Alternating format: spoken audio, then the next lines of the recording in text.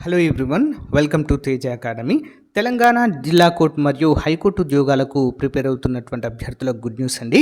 So మరి exam అనగానే subject ప్రిపరేషన్తో పాటుగా ఆన్లైన్ ప్రాక్టీస్ అనేది చాలా ముఖ్యమైన అంశము.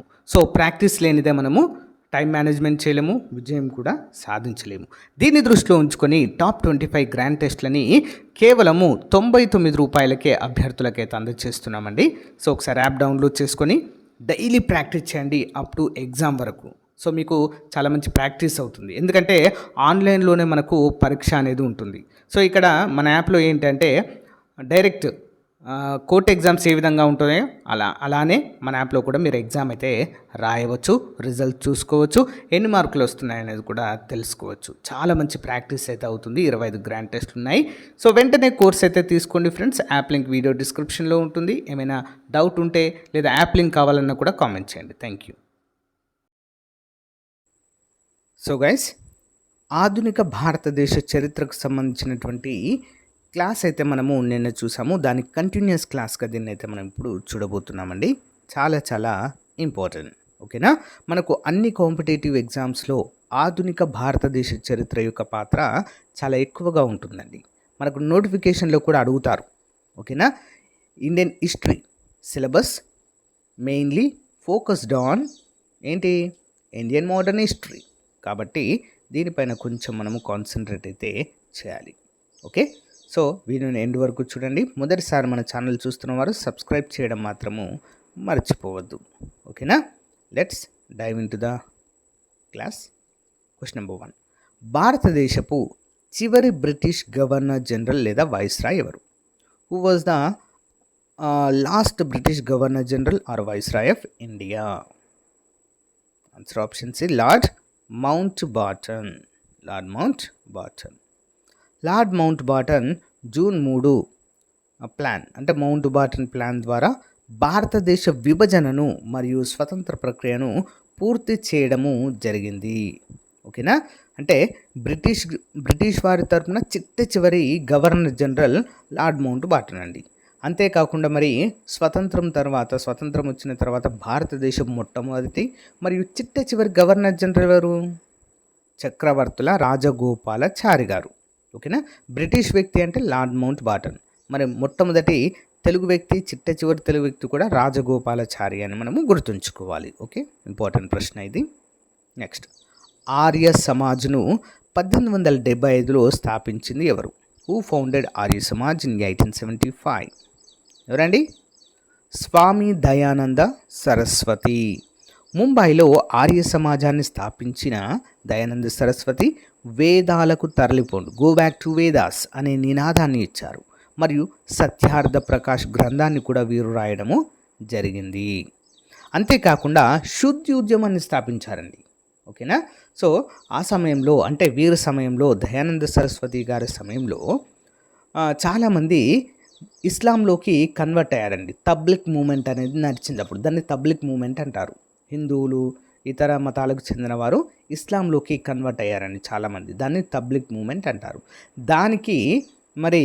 దానికి వ్యతిరేకంగా, ఓకేనా, హిందువులు ఇస్లాంలోకి మారడానికి వ్యతిరేకంగా దయానంద సరస్వతి గారు ప్రారంభించిన ఉద్యమమే శుద్ధి ఉద్యమము, ఓకేనా. అంటే కన్వర్ట్ అయిన వారందరినీ కూడా మళ్ళీ హిందుత్వంలోనికి తీసుకురావడం అయితే జరిగింది, ఓకేనా. ఇంపార్టెంట్. థియోసాఫికల్ సొసైటీ దివ్య జ్ఞాన సమాజము అంతర్జాతీయ ప్రధాన కార్యాలయాన్ని భారతదేశంలో ఎక్కడ ఏర్పాటు చేశారు? దివ్య జ్ఞాన సమాజం లేదా theosophical society. Where was the head quarters of the theosophical society established in India? ఎక్కడండి? అడయార్, చెన్నై, తమిళనాడులో. 1882లో మేడం బ్లావర్స్కీ, కర్నల్ ఓల్కట్లు చెన్నై సమీపంలోని అడయార్లో దీని ప్రధాన కార్యాలయాన్ని తెచ్చారు, ఓకేనా. ఆ తర్వాత యానీ బెసెంట్ దీన్ని మరింత ప్రాచుర్యంలోనికి తీసుకురావడం అయితే జరిగింది. ఇంపార్టెంట్ క్వశ్చన్ అండి, ఓకేనా. ఎందుకోసం దీన్ని స్థాపించారంటే మతాల గురించి ప్లస్ ఫిలాసఫీ గురించి అధ్యయనం చేయడానికి దీన్ని అయితే స్థాపించడము జరిగింది. 1882లో మేడం బ్లావెట్స్కీ. చాలాసార్లు ఎగ్జామ్లో అడిగినటువంటి క్వశ్చన్ ఇది. ఓకే, నెక్స్ట్ రైతువారీ పద్ధతిని మద్రాస్ ప్రెసిడెన్సీలో ఎవరు ప్రవేశపెట్టారు? Who introduced the ryotwari system in Madras presidency? ఎవరండి? రైత్వారీ విధానం ఎన్నోసార్లు ఎగ్జామ్లో రిపీటెడ్గా వచ్చినటువంటి ప్రశ్న అండి ఇది. ఎవరు? Thomas Munro. వివరాలు చూద్దాం. థామస్ మన్రో మరియు అలెగ్జాండర్ రీడ్లు మధ్యవర్తులుగా, అంటే జమీందారులు లేకుండా రైతుల నుంచి నేరుగా పన్ను వసూలు చేసే రైతువారీ విధానాన్ని తెచ్చారండి. ఓకేనా, ఇంపార్టెంట్ క్వశ్చన్. మెయిన్గా ఇది ఎక్కడ ప్రవేశపెట్టారండి? సో ఫస్ట్ దక్షిణ భారతదేశంలో, ఓకేనా, భారతదేశంలోని దక్షిణ భాగంలో, అంటే తమిళనాడు, ఆంధ్రప్రదేశ్, తెలంగాణ ప్రాంతము, సో వీటిలలో ఎక్కువగా వీటిని మొదటగా ప్రవేశపెట్టడము జరిగింది. నెక్స్ట్, బ్రిటిష్ పార్లమెంటుకు ఎన్నికైన మొట్టమొదటి భారతీయ మేధావి ఎవరు? Who was the first Indian to be elected to the British parliament? ఎవరండి? భారతదేశ కురువృద్ధుడు. ఎవరు? దాదాబాయ్ నౌరోజీ. ఓకే, భారతదేశ కురువృద్ధుడు లేదా grand old man of India అని పిలుస్తామండి. ఓకేనా, సో మరి ఇలా పిలువబడేటువంటి దాదాబాయ్ నౌరోజీ 1892లో లిబరల్ పార్టీ తరపున హౌస్ ఆఫ్ కామర్స్కు ఎన్నికయ్యారు. దేనికండి? హౌస్ ఆఫ్ కామన్స్కి అయితే ఎంపిక కావడం జరిగింది. అంతేకాకుండా బ్రిటిష్ వారు భారతదేశం నుండి మన సంపదని ఏ విధంగా తరలిస్తున్నారు, ఏ విధంగా మరి డ్రైన్ చేస్తున్నారు, అంటే తరలిస్తున్నారనే విధానాన్ని డ్రైన్ ఆఫ్ వెల్త్ థియరీని ప్రతిపాదిస్తూ poverty and un British rule in India అనేటువంటి బుక్ను కూడా రాయడం అయితే జరిగింది. Important person. ఓకే, భారతదేశంలో తొలి వార్తాపత్రిక అయిన బెంగాల్ గెజిట్ను 1780లో ప్రారంభించినది ఎవరు? Who started India's first news paper Bengal gazette in 1780? ఎవరండి? Option A James Augustus Hicky. చూద్దాం. జేమ్స్ అగస్టస్ హిక్కీ కలకత్తా నుండి వారపత్రికగా ఇంగ్లీష్లో ఈ పేపర్ను తెచ్చారు. ఎందులో అండి? ఇంగ్లీష్లో. ఓకే, దీన్ని ఏమంటారు? కలకత్తా జనరల్ అడ్వర్టైజర్ అని కూడా పిలుస్తారండి. ఓకేనా, కలకత్తాలో ఈ విధంగా పిలుస్తారు. Okay, important. సహాయ నిరాకరణ పద్ధతి లేదా సైన్య సహకార పద్ధతిని ప్రవేశపెట్టిన గవర్నర్ జనరల్ ఎవరు? సబ్సిడరీ అలయన్స్ అని కూడా అంటారు దీన్ని. Which governor general introduced the subsidiary alliance system in India? ఎవరండి? సో సైన్య సహకార పద్ధతిని ప్రవేశపెట్టిన వారు ఎవరండి? Lord Wellesley. ఓకేనా, ఈ పద్ధతి ద్వారా భారతీయ రాజులను బ్రిటిష్ సైన్యంపై ఆధారపడేలా చేశారు. ఈ ఒప్పందంపై సంతకం చేసిన మొదటి పాలకుడు హైదరాబాద్ నిజాం అండి. ఎవరండి? Hyderabad Nizam. Important. It was a tool used to expand British territory without direct warfare. ఓకేనా, సైన్య సహకార పద్ధతి అంటే ఏంటి తెలుసా అండి? సో రాజుల దగ్గర సైన్యం లేకుంటే బ్రిటిష్ వారు వారి యొక్క సైన్యాన్ని ఇచ్చేటువంటి ఒక ఒప్పందం అండి సైన్య సహకార పద్ధతి. దీనిపైన మొదటగా సంతకం చేసిన వ్యక్తి ఎవరండి? హైదరాబాద్ నిజాం అండి. ఓకేనా, చాలా ఇంపార్టెంట్. నెక్స్ట్, ఆనంద్ మఠము నవల రచయిత ఎవరు? ఇందులో నుండే మన జాతీయ గేయం వందే మాతరమును తీసుకునబడింది. Who wrote the novel Anand Math? ఎవరండి?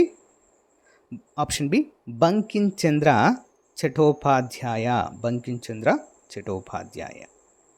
సన్యాసుల తిరుగుబాటు నేపథ్యంగా బంకిం చంద్ర ఈ నవలను రాశారు. వందే మాతరము గీతాన్ని కాంగ్రెస్ 1896 సమావేశంలో మొదటిసారి పాడింది. The book was published in 1882. ఎప్పుడండి?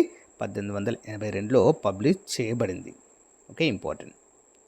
నెక్స్ట్, అలీగర్ ముస్లిం విశ్వవిద్యాలయంకు పునాది వేసిన మహమ్మదస్ ఆంగ్లో ఓరియంటల్ కాలేజీని స్థాపించింది ఎవరు? Who founded Mohammedan Anglo Oriental college? ఎవరండి? Option B sir Syed Ahmad Khan.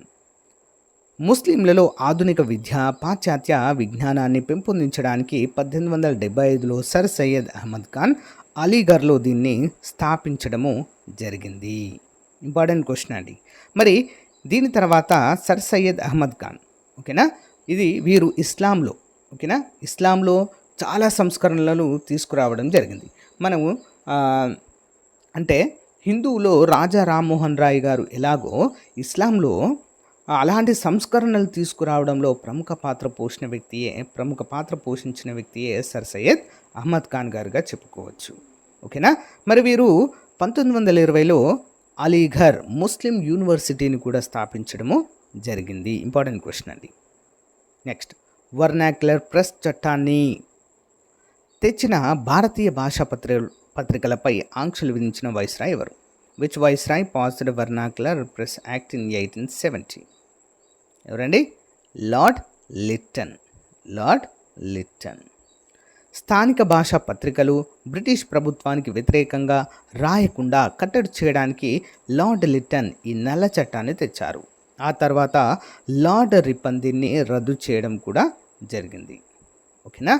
So Amrit Bazar పత్రికను అంటే బెంగాల్ నుండి ఇంగ్లీష్ కూడా దీన్ని రాత్రికి రాత్రి మార్చడం అయితే జరిగిందండి ఈ చట్టం ద్వారా. టు ఎస్కేప్ దిస్ యాక్ట్, ఈ చట్టం నుండి తప్పించుకోవడానికి ఏం చేశారు అంటే స్థానిక భాషల్లో ఏ పత్రిక ప్రచురించినా కూడా దాన్ని తొలగించాలి, రద్దు చేయాలి ఆ పత్రికలని.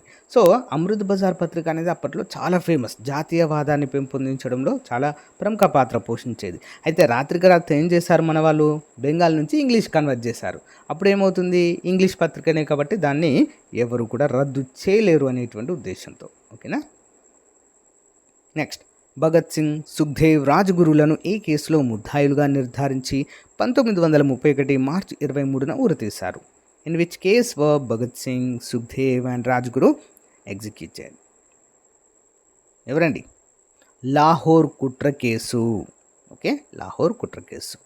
లాలా లజపత్ రాయ్ మరణానికి కారణమైన బ్రిటిష్ పోలీస్ అధికారి శాండర్స్ను చంపినందుకు వీరికి ఉరిశిక్ష పడింది.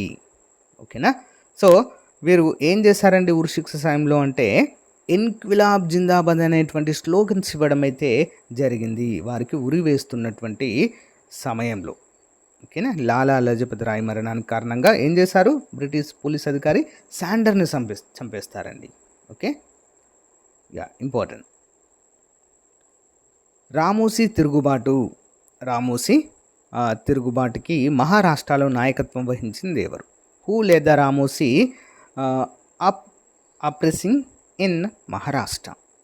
ఎవరు? ఆప్షన్ ఏ వాసుదేవ్ బల్వంత్ పడ్కే అనేటువంటి ప్రముఖ వ్యక్తి. బ్రిటిష్ పాలనకు వ్యతిరేకంగా సాయుధ తిరుగుబాటు చేసిన వాసుదేవ్ బలవంత్ పడ్కేను భారతదేశపు తొలి విప్లవకారుడుగా పేర్కొంటారు. ఇంపార్టెంట్. నెక్స్ట్, 1916లో జరిగిన లక్నో ఒప్పందము ప్రత్యేకత ఏమిటి? What was the significance of the 1916 Lucknow pact? Option B అండి. సో ఎందుకోసం అండి, కాంగ్రెస్ మరియు ముస్లిం లీగ్ మధ్య మైత్రి. ఇంపార్టెంట్. లక్నో ఒప్పందం అంటే ఏంటండి, కాంగ్రెస్ మరియు ముస్లిం లీగ్ మధ్య జరిగినటువంటి ఒక మైత్రి, స్నేహపూర్వక ఒప్పందంగా మనమైతే చెప్పుకోవచ్చు. చాలా important question. Okay. Bal Gangadhar Tilak మరియు మహమ్మద్ అలీ జిన్నా చేసిన కృషి వల్ల కాంగ్రెస్ ముస్లిం లీగ్ ఉమ్మడిగా బ్రిటిష్ వారిని సంస్కరణలు కోరడానికి ఈ ఒప్పందం అయితే కుదుర్చుకున్నాయి. ఇంపార్టెంట్. ఓకేనా. సో అంతేకాకుండా ఈ సందర్భంలోనే, ఓకేనా, 1916లోనే అతివాదులు మితవాదులు ఇద్దరు కూడా కలిసిపోయారు. ఓకేనా. 1907లో భారత జాతీయ కాంగ్రెస్ అతివాదులు మితవాదులు విడిపోతుంది కదా. సో అది మళ్ళీ 1916లో ఈ యొక్క లక్నో ఒడంబడిక తర్వాత, అంటే లక్నో ఒప్పందంలోనే వీరు కూడా కలవడం అయితే జరుగుతుంది. నెక్స్ట్ వన్, 1924లో కాంగ్రెస్ చరిత్రలోనే గాంధీజీ అధ్యక్షత వహించిన ఏకైక సమావేశం ఇక్కడ జరిగింది. Where was the only INC session presided over by Mahatma Gandhi? భారత జాతీయ కాంగ్రెస్కి అధ్యక్షత వహించిన ఏకైక సమావేశము 1924లో ఎక్కడండి? బెల్గాం ఎక్కడ ఉంది? కర్ణాటకలో. ఓకే, కర్ణాటకలోని బెల్గాంలో జరిగిన 39వ కాంగ్రెస్ సమావేశానికి గాంధీజీ ఒక్కసారి మాత్రమే అధ్యక్షుడిగా వ్యవహరించడం జరిగింది. ఒక్కసారి మాత్రమే. ఓకేనా. Next one, Hindustan Socialistic Republican అసోసియేషన్ను 1928లో ఢిల్లీలోని ఫిరోజ్ షా కోట్లలో స్థాపించింది ఎవరు? Who founded the HSRA in 1928? Hindustan Socialist Republican Association ఎవరండి? ఆప్షన్ బి చంద్రశేఖర్ ఆజాద్ గారు, సుభాష్ చంద్రబోస్. చూద్దాం. పాత క్రాంతికారి సంస్థ హెచ్ఆర్ఏను మార్చి సోషలిస్టు భావాలతో చంద్రశేఖర్ ఆజాద్, భగత్ సింగ్లు దీన్ని స్థాపించారు. చంద్రశేఖర్ ఆజాద్ మరియు ఎవరండి? భగత్ సింగ్. Important question. గాంధీజీ మరియు అంబేద్కర్ మధ్య పూనా ఒడంబడిక, పూనా ప్యాక్ట్ ఏ సంవత్సరంలో జరిగింది? In which year did the Poona pact take place? Option C 1932 సెప్టెంబర్లో. ఇంపార్టెంట్. రామ్సే మెక్డొనాల్డ్ ప్రకటించిన డొనాల్డ్ కమ్యూనల్ అవార్డు అంటే వెనుకబడిన తరగతులకు ప్రత్యేక నియోజకవర్గాలకు వ్యతిరేకంగా గాంధీజీ ఎరవాడ జైల్లో ఆమరణ దీక్ష చేయడంతో పూనా ఒప్పందం కుదిరింది. దీని ప్రకారము ప్రత్యేక స్థానాలకు బదులు ఉమ్మడి నియోజకవర్గాల్లో రిజర్వ్ సీట్లను అనేవి పెంచడము జరిగింది. ఎవరికండి?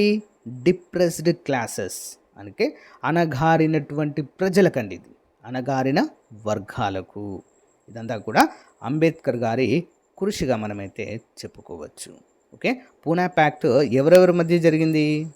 సో అంబేద్కర్ గారు మరియు గాంధీజీకి మధ్య అయితే జరిగింది.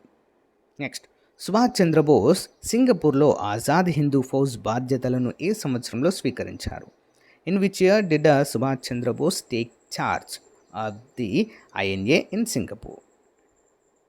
ఆప్షన్ సి అండి 1943 అక్టోబర్. రాస్ బిహారీ బోస్ స్థాపించిన ఐఎన్ఏ బాధ్యతలను నేతాజీ 1943లో స్వీకరించి చలో ఢిల్లీ జై హింద్ నినాదాలు ఇవ్వడం అయితే జరిగింది. నెక్స్ట్, వాయువ్య సరిహద్దు ప్రాంతంలో కుదాయి ఖిద్మత్గర్ రెడ్ షర్ట్స్ ఉద్యమాన్ని నడిపిన సరిహద్దు గాంధీ ఎవరు? Who is known as a frontier Gandhi? సరిహద్దు గాంధీ ఎవరండి? Khan Abdul Gafar Khan. Most important question. Okay, చూద్దాం. ఖాన్ అబ్దుల్ గఫర్ ఖాన్ గాంధేయవాద పద్ధతుల్లో బ్రిటిష్ వారికి వ్యతిరేకంగా పోరాడారు. ఈయన భారతరత్న పొందిన మొదటి విదేశీయుడు అండి. ఓకేనా, భారతరత్న పొందిన మొదటి విదేశీయుడు. ఓకేనా. సో వీరు ఒక సంస్థ కూడా స్థాపించారండి. ఓకేనా, ఏంటది? Servants of God. Okay, servants of God. Next, British east India company పాలన రద్దయి భారతదేశ పాలన నేరుగా బ్రిటిష్ కిరీటం కిందకు ఏ చట్టం ద్వారా వచ్చింది? By which act was the administration of Indian transfer to the British crown? ఎప్పుడండి? 1858 భారత ప్రభుత్వ చట్టం ఈస్ట్ ఇండియా పాలనని రద్దు చేస్తూ మరి అధికార పంపిణీ బ్రిటిష్ రాణి చేతుల్లోకి వెళ్ళింది. ఓకేనా, గవర్నర్ జనరల్ పదవిని రద్దు చేస్తూ వైస్రాయ్గా మార్చడం అయితే జరిగింది. చాలా ఇంపార్టెంట్ క్వశ్చన్ అండి ఇది. ఓకేనా, చరిత్రలో చాలా ప్రాముఖ్యత కలిగినటువంటి క్వశ్చన్. 1857 తిరుగుబాటు తర్వాత బ్రిటిష్ పార్లమెంట్ ఈ చట్టాన్ని తెచ్చింది. దీని ప్రకారము గవర్నర్ జనరల్ హోదాను వైస్రాయ్గా మార్చారు. ఓకేనా, ఇంపార్టెంట్. నెక్స్ట్, బార్డోలీ సత్యాగ్రహము 1928లో జరిగింది. మరి ఈ యొక్క సత్యాగ్రహం విజయవంతమైన తర్వాత సర్దార్ వల్లభాయ్ పటేల్కు సర్దార్ అనే బిరుదు ఇచ్చింది ఎవరు? Who gave the title Sardar to Vallabhbhai Patel? ఎవరండి? ఆప్షన్ సి బార్డోలీ మహిళలండి. Important question. గుజరాత్లో పన్నుల పెంపునకు వ్యతిరేకంగా పటేల్ నడిపిన రైతు పోరాటం విజయవంతం కావడంతో అక్కడి మహిళలు ఆయనను సర్దార్ అంటే నాయకుడు అని పిలవడం అయితే జరిగింది. సో గైస్, ఇది ఈ రోజుకి సంబంధించిన మోస్ట్ ఇంపార్టెంట్ క్లాస్. మీకు నచ్చితే లైక్ చేయండి, రెగ్యులర్గా ఫాలో అవ్వండి. Thank you.